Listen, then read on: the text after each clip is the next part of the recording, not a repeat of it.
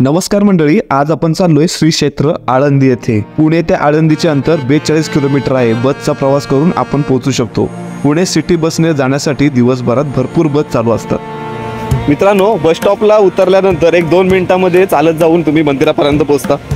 महाराष्ट्रातील प्रसिद्ध संत ज्ञानेश्वर महाराज यांचे आळंदी हे समाधीस्थान आहे।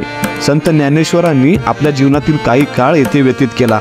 या आळंदी गावाला देवाची आळंदी असे म्हणतात, कारण 16चे आळंदी नावाचे आणखी एक गाव पुणे जिल्ह्यातील खेड तालुक्यात आहे। ही देवाची आळंदी पुण्यापासून 25 किलोमीटरवर आहे। वारकरी लोकांसाठी तसेच समस्त मराठी जनांसाठी आळंदीला मोठे महत्त्व आहे। आळंदी हे शहर इंद्रायणी नदीच्या तीरावर वसलेले आहे। संत ज्ञानेश्वर समाधी मंदिराच्या मागच्या बाजूला नदीवर असलेला घाट अतिशय सुंदर आहे।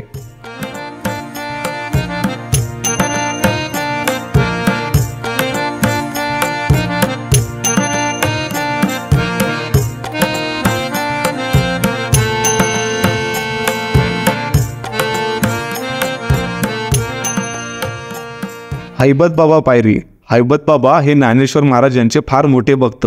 पंढरपूर येथे जशी नामदेवांची पायरी आहे, तशी आळंदी येथे हैबत बाबांची पायरी आहे।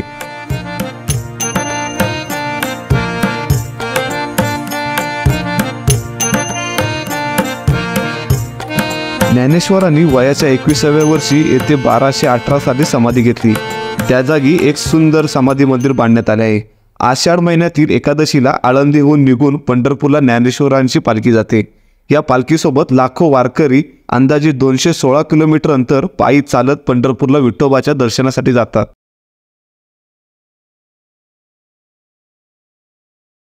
श्री ज्ञानदेवांनी या ठिकाणी संजीवन समाधी घेतल्याने या गावाचे महत्त्व अमर होऊन गेले आहे।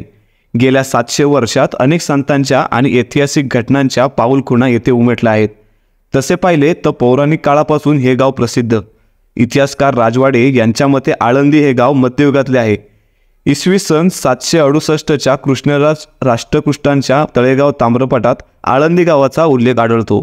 इंद्राने पृथ्वीवर येऊन महायाग केला तो इथेच।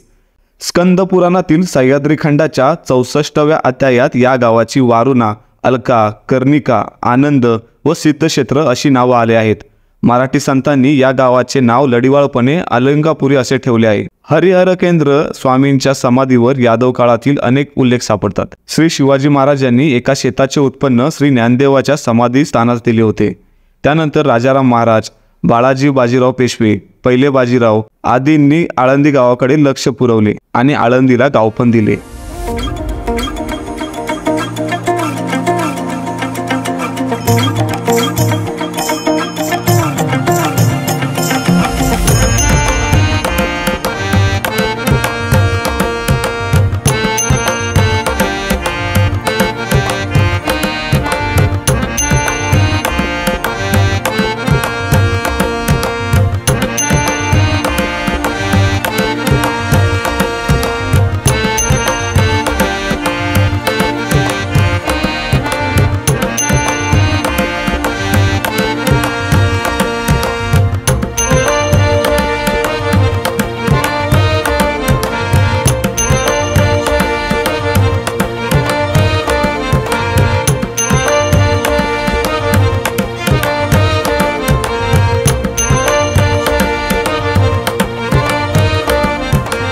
श्री सिद्धेश्वर हे शिवलिंग फार प्राचीन आहे।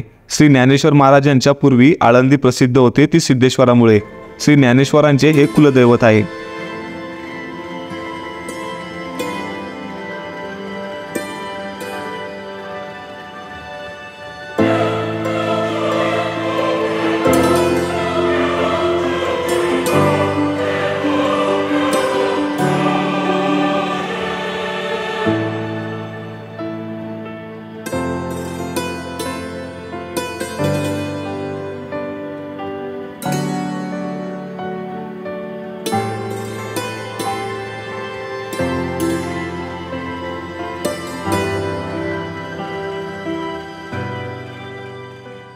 अजानू वृक्ष हा वृक्ष पवित्र समजला जातो। या वृक्षाची छाया देऊळवाड्यात शतकानुशतके पडली आहे। त्याची मुळे समाधीस्थानात श्री ज्ञानदेवाच्या कंठास लागली आणि श्री एकनाथ महाराजांना दृष्टांत होऊन त्यांनी ती दूर केली अशी आख्यायिका आहे। येथे भाविक श्री ज्ञानेश्वरीची अखंड पारायणे करतात।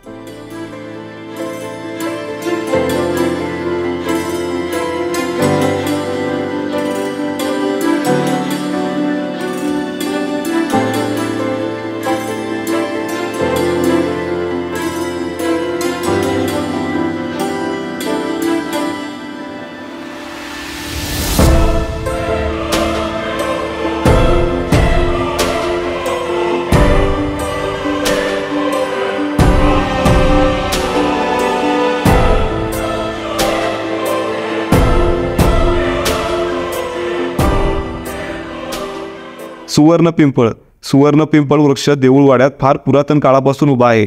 श्री ज्ञानेश्वर महाराजांच्या आईचे भाग्य या वृक्षामुळे उदयास आले आणि या जगाला 4 सोन्यासारखी मुले मिळाली.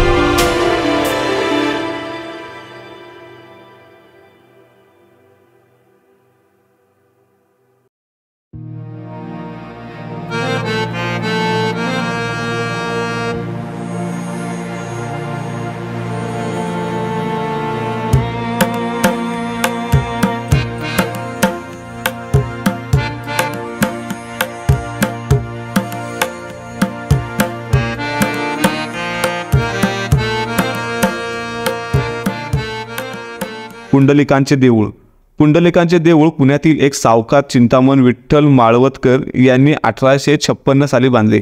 हे मंदिर इंद्रायणी नदीच्या पात्रात आहे.